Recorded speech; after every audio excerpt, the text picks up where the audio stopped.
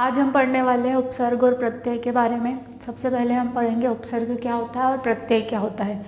Direct हमें रटना नहीं है कि ये उपसर्ग ये प्रत्यय है, पहले हम इसके उत्पत्ति पर जाते हैं। तो सबसे पहले हम पढ़ेंगे यौगिक शब्द।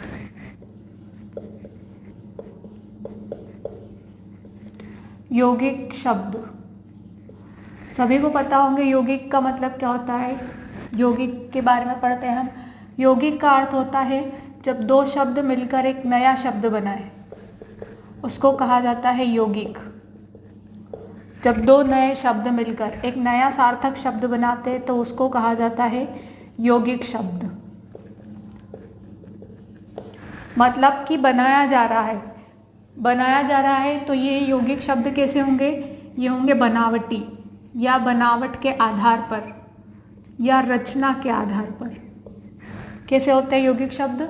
बनावट होते हैं या फिर रचना के आधार पर होते हैं। तो रचना के आधार पर या बनावट के आधार पर केवल यौगिक शब्द ही नहीं होते हैं, कुछ और शब्द भी होते हैं, जैसे कि रूढ़ शब्द और योग रूढ़ शब्द। ये दो प्रकार के शब्द होते हैं जो कि बनावट या रचना के अंतर्गत आते हैं। लेकिन हमें अभी उपसर्ग प्रत्यय पढ़ना है, तो उपसर्ग प्रत्यय के लिए सबसे मुख्य क्या है? यौगिक शब्द है। इसीलिए हम इन पर अभी ध्यान नहीं देंगे। अब यौगिक शब्द है, दो शब्दों से मिलकर बना है, तो इन यौगिक शब्दों को दो अलग अलग शब्दों में विभक्त भी किया जा सकता है। मतलब कि जिस प्रकार से दो शब्दों से मिलकर बना है तो इन दो शब्दों को अलग भी किया जा सकता है, उसी को कहा जाता है उपसर्ग। अब अलग कर दिया तो यौगिक शब्दों के आधार पर या यौगिक शब्दों के रूप में उपसर्ग कितने प्रकार के हो सकते हैं, या यौगिक शब्दों को कितने भागों में बांटा गया है? तो यौगिक शब्द को 3 प्रकार से लिखा जा सकता है।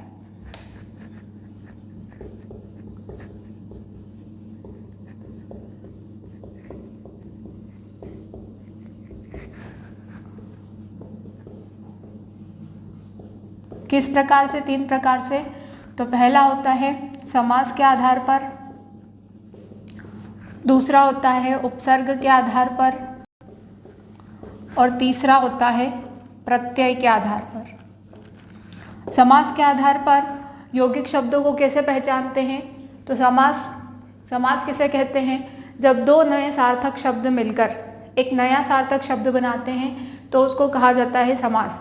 जैसे कि हिम, धन, आलय, ये दो अलग अलग शब्द हैं और दोनों ही मिलकर क्या बना रहे हैं? एक नया शब्द बना रहे हैं। ये भी शब्द है और ये भी शब्द है। तो जब दो शब्द मिलकर एक नया शब्द बनाते हैं जिसका कोई अर्थ निकलता है तो उसको कहा जाता है समास। दूसरा है उपसर्ग। उपसर्ग के रूप में कैसे? तो मैंने यहाँ लिखा वी, धन, हार। हार क्या है? तो हार एक मूल शब्द है और वी क्या है? इसमें वी एक शब्द का टुकड़ा है, मतलब कि एक शब्दांश है।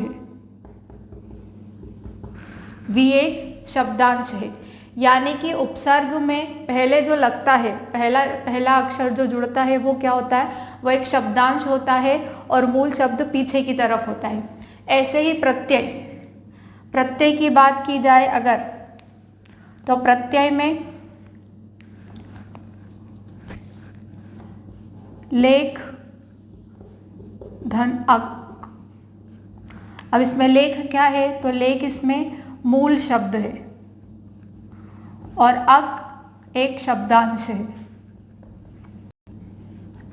तो कुल मिलाकर बात यह हो गई कि जब कोई शब्दांश किसी मूल शब्द में आगे की तरफ जुड़े या लगाया जाता है तो उसको कहा जाता है उपसर्ग, और वही शब्द अगर मूल शब्द के पीछे की तरफ जुड़ता है या उसको लगाया जाता है तो उसको कहा जाता है प्रत्यय। उदाहरण के लिए आप समझ सकते हैं, स्वतंत्रता शब्द लेते हैं हम। स्व, धन, तंत्र, धनता।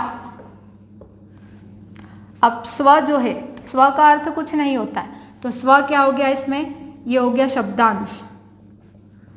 तंत्र एक पूरा शब्द है, इसका कोई अर्थ निकलता है, तो ये क्या हो गया?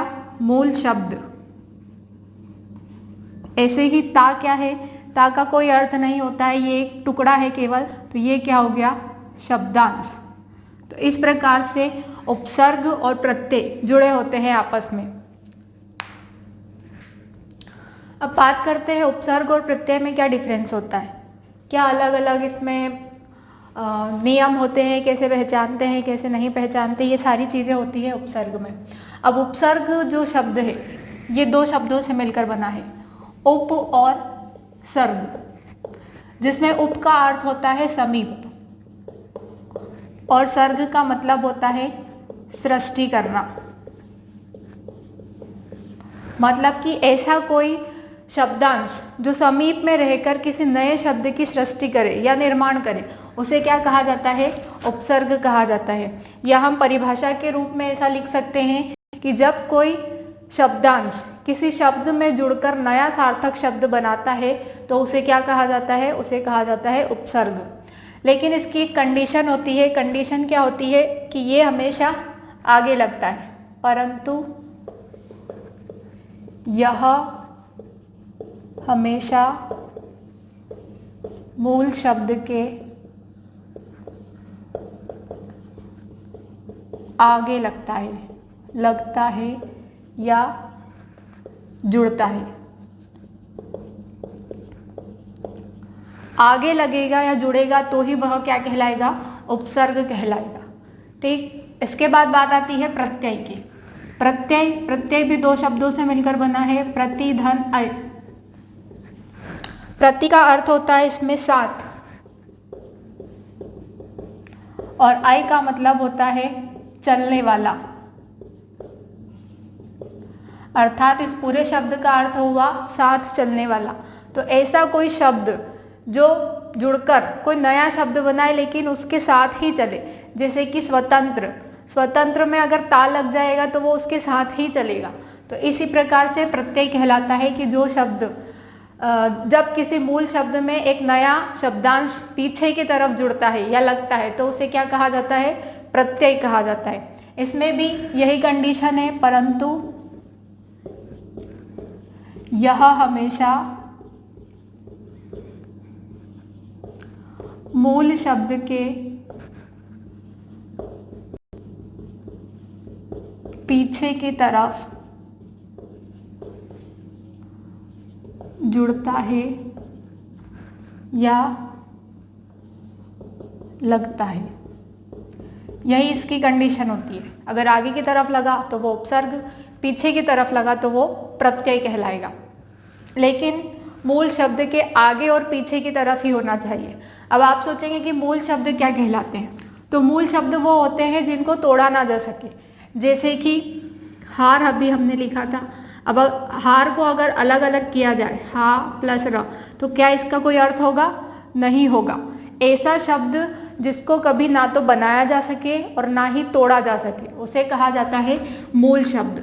या हम इसे रूढ़ शब्द भी कह सकते हैं। रूढ़ का मतलब भी यही होता है कि जिसे कभी तोड़ा ना जा सके। जैसे कि घर, घर को अगर आप तोड़ेंगे तो घ और र कुछ अर्थ निकलेगा, नहीं निकलेगा। ऐसे ही प्रति, प्र और ति, कोई अर्थ निकलेगा, नहीं निकलेगा। तो ऐसे शब्द जिनको तोड़ा ना जा सके या जिनको बनाया ना जा सके उन्हें कहा जाता है मूल शब्द। मूल शब्द हमेशा साथ में ही रहते हैं और उनके अगर आगे कोई शब्दांश जुड़ता है तो वो उपसर्ग कहलाता है और पीछे की तरफ अगर कोई शब्दांश जुड़ता है तो वो प्रत्यय कहलाता है। आगे बात हम करते हैं उपसर्ग में कौन कौन से उपसर्ग आते हैं, किन किन भाषाओं में उपसर्ग आते हैं, वो सारी चीजें, और प्रत्यय कितने प्रकार के होते हैं वो। उपसर्ग की बात अगर की जाए तो उपसर्ग में सबसे पहले आते हैं संस्कृत के उपसर्ग। उपसर्ग के प्रकार, संस्कृत के उपसर्ग। फिर आते हैं हिंदी के उपसर्ग। ये सारे उपसर्ग में पढ़ाऊंगी आपको ताकि आपको जितने भी डाउट हो सारे क्लियर हो जाए। इसके बाद आते हैं अरबी फारसी के उपसर्ग।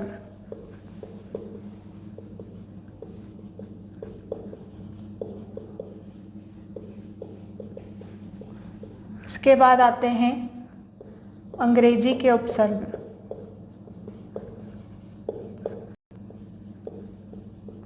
इनकी संख्याएं भी है, जब हम इन उपसर्गों को डिटेल में पढ़ेंगे तो इनकी संख्याएं भी मैं आपको नोट करवा दूंगी। इसके बाद प्रत्यय। प्रत्यय अगर बात की जाए तो प्रत्यय होता क्या है, जब क्रिया के साथ में कोई शब्दांश जुड़ जाता है तो वो क्या कहलाता है, वो कहलाता है प्रत्यय। अब क्रिया कुछ भी हो सकती है, क्रिया का मतलब क्या हो गया, मूल शब्द, तो वो कहलाता है प्रत्यय। और अगर मूल शब्द में कोई कार्य जुड़ जाता है या कोई क्रिया जुड़ जाती है तो उस क्रिया को कहा जाता है कृत प्रत्यय। उस क्रिया को क्या कहा जाता है, कृत प्रत्यय।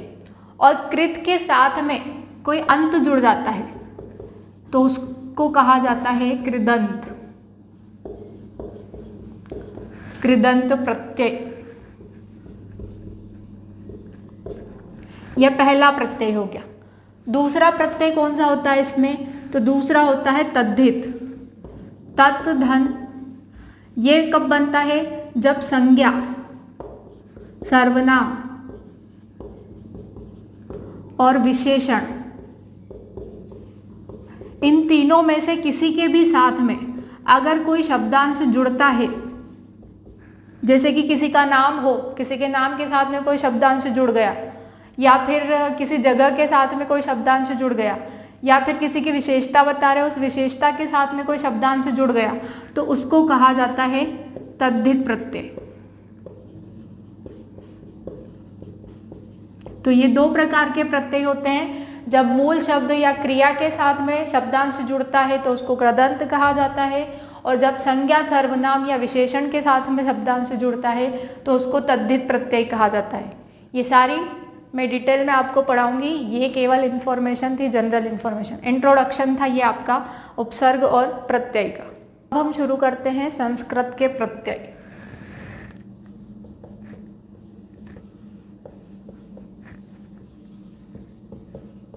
संस्कृत के उपसर्ग, प्रत्यय नहीं। संस्कृत में उपसर्गों की संख्या होती है 22।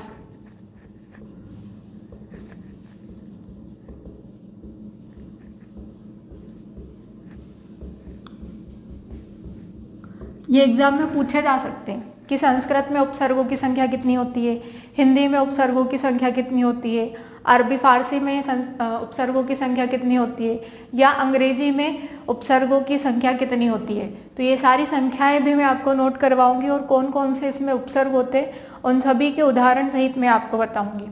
कौन कौन से हैं,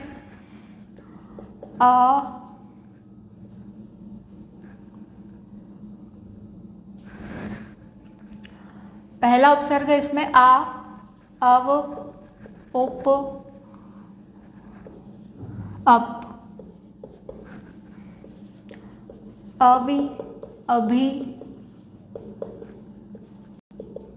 अधि, अति, निर,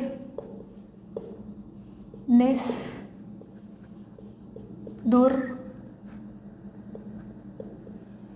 दुस, अनु, सम, सु, निवि, प्र, परा, प्रति, परि, उत।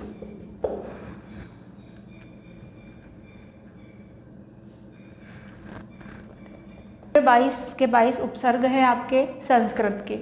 आ, अव, उप, अप, अवि, अभि, अति, अति, निर, निस, दुर, दुस, अनु, सम, सु, निवि, प्र, परा, प्रति, परि, उत।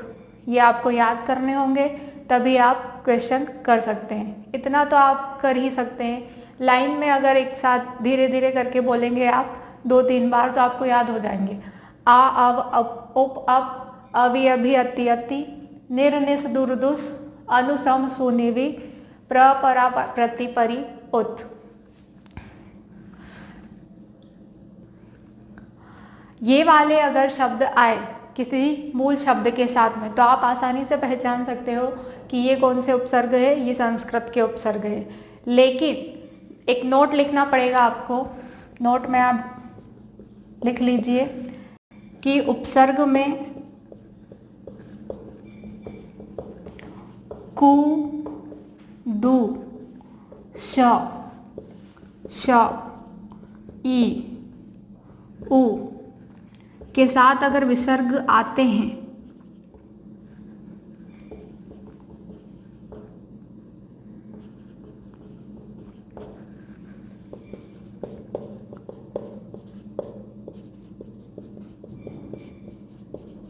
तो वह उपसर्ग नहीं माना जाएगा।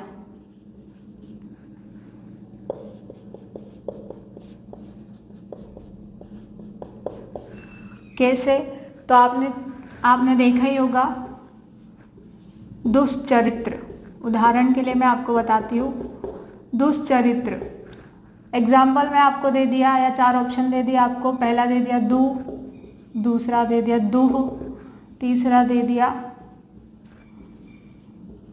दुष और चौथा दे दिया दुस। तो कभी भी श या श, ई, उ, कु, दु ये कभी भी उपसर्ग नहीं रहते, और ना ही अगर विसर्ग लगा है इनके साथ में तो वो भी ऑप्शन में नहीं रहेगा। आपका आंसर गलत हो जाएगा। अब देखिए, आप अगर संधि का विच्छेद करते हैं तो यही करते हैं दु धन चरित्र। ये विसर्ग संधि का उदाहरण हो जाता है, दु धन चरित्र। लेकिन यहाँ पर नियम है ये, इसीलिए मैंने आपको नोट डाल के लिखवाया है कि जब भी इनके साथ में विसर्ग आता है तो वो उपसर्ग नहीं माना जाएगा। तो ये ना तो ये आएगा ना ही ये आएगा, और श आ रहा है, श भी यहाँ पर लिखा है तो ये भी नहीं आएगा। इसका सही आंसर क्या रहेगा? दुस। इसी प्रकार से निशंक, निशंक की अगर बात की जाए तो इसमें मैंने आपको पहला ऑप्शन दे दिया नी, दूसरा दे दिया नी, तीसरा दे दिया निश और चौथा दे दिया निस। यही कंडीशन लागू होगी, ना तो ये आएगा ना ही ये आएगा ना ही ये आएगा। आंसर क्या आएगा? निस आएगा। ऐसे कुछ और भी उदाहरण हैं जो मैं आपको यहाँ पर नोट करवा देती हूँ, वो आपको खुद से करने हैं। दुष्चरित्र हो गया, दूसरा उदाहरण है दुशासन,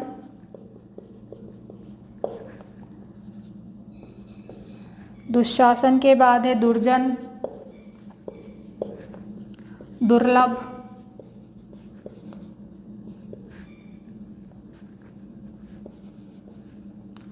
और निर्जन।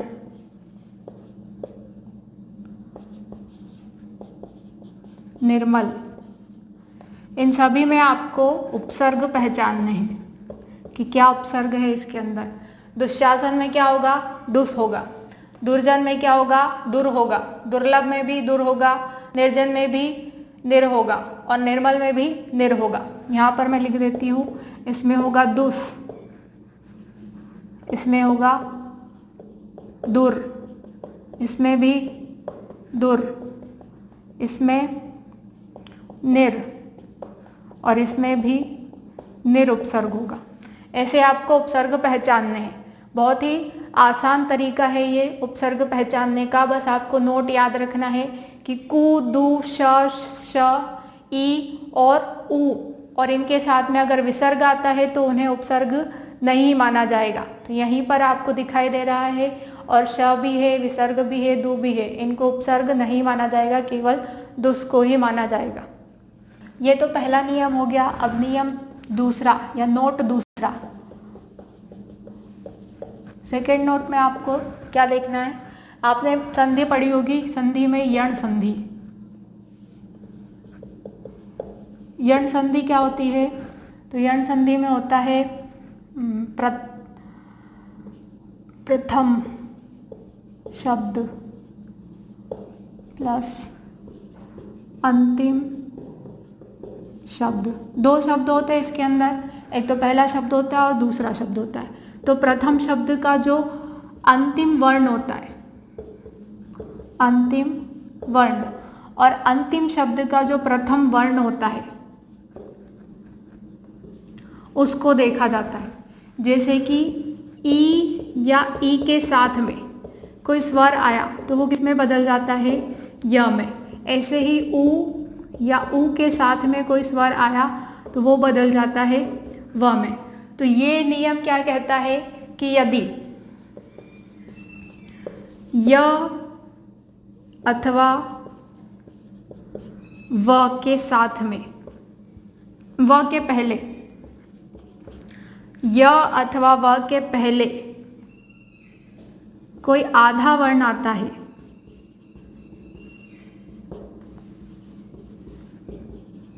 कोई आधा वर्ण आता है तो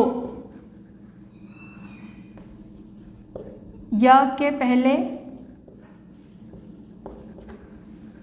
ई की मात्रा, छोटी ई की मात्रा, ई की मात्रा, और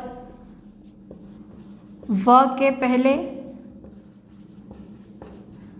ऊ की मात्रा, यानी कि छोटे ऊ की मात्रा लग जाती है। कैसे, तो मैं आपको बताती हूँ किस प्रकार से लगेगी। तो जैसे कि हमने शब्द लिखा, उदाहरण के लिए अत्यंत, अत्यंत शब्द लिखा हमने। अब यह के पहले आधा वर्ण आ रहा है तो यहाँ पर त में किसकी मात्रा लग जाएगी, ई की। अति इसमें उपसर्ग हो जाएगा। ऐसे ही हमने लिखा अत्यधिक, तो भी इसमें य के पहले आधा वर्ण आ रहा है तो त में किसकी मात्रा लग जाएगी, छोटी ई की मात्रा लग जाएगी। ऐसे ही हमने लिखा अन्वेषण। अब यहाँ पर व आ रहा है तो हमने क्या लिखा था कि व के पहले आधा वर्ण आता है तो ऊ की मात्रा लग जाती है। तो व के पहले आधा वर्ण आ रहा है तो न में किसकी मात्रा लग जाएगी, ऊ की मात्रा लग जाएगी। ऐसे ही अन्विति, यहाँ भी व के पहले आधा न आ रहा है तो इसमें भी कौन सा उपसर्ग हो जाएगा, अनुपसर्ग हो जाएगा। अधिकरण, अधिकरण, यहाँ पर ये नियम लागू नहीं होगा, इसमें अधि ही उपसर्ग रहेगा क्योंकि हमने अभी उपसर्ग में लिखा था अधि उपसर्ग होता है। इसके बाद अन्युक्ति, अन्युक्ति में न के ऊपर अनि आ जाएगा। इसके बाद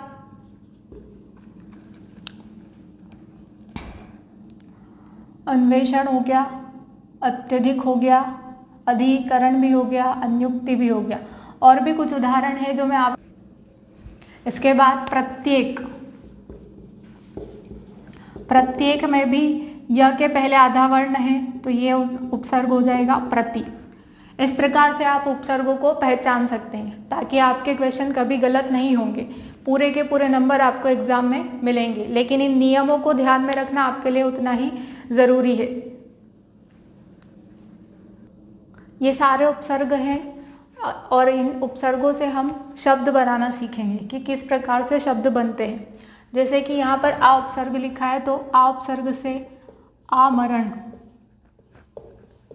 आजन्म, आक्रमण। वैसे ही अव से अवकाश,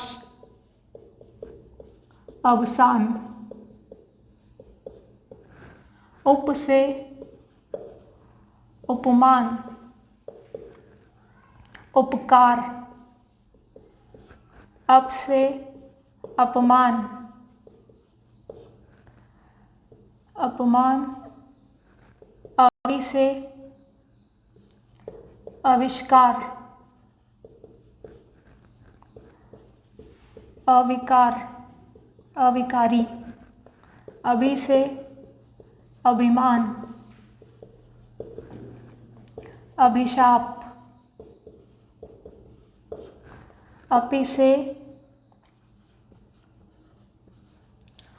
अपि से आएगा, यहाँ पर अपि नहीं आएगा, यहाँ पर अति आएगा, वो मिस्टेक हो गई थोड़ी। अति, अत्यावश्यक, अत्यधिक, अत्यावश्यक। अधि से अधिकरण, अधिकार। अनु से अन्वेषण, अन्विति। सम से संयोग, सम्मान। यहाँ पर म हलंत वाला है यानी कि आधा है, तो वो अनुस्वार के रूप में भी प्रयोग किया जा सकता है और आधे म के रूप में भी प्रयोग किया जा सकता है। सु से सुस्वागत, सुसज्जित। इसके बाद नि से निर्मल, निर्जन। वि से विकार, विफल। निस से निशासन, निशंक। निर से निर्जन और निर्मल। दूर से दुर्जन, दुर्बल, दुर्लभ। दुस से दुशासन, दुष्शंक, दुश्मन। प्रहार, प्रमाण। परा, पराजय। प्रति, प्रतिलिपि। परि, परिमाण, परिणाम। उद्धार और इतना ही। ये सारे जितने भी उपसर्ग हैं 22 के 22 उपसर्ग मैंने आपको बता दिए शब्द बनाकर। बस आपको 2 नोट याद रखने हैं और वो नोट अगर आपने याद रख लिए तो आपका उपसर्ग कभी गलत नहीं होगा। Thank you.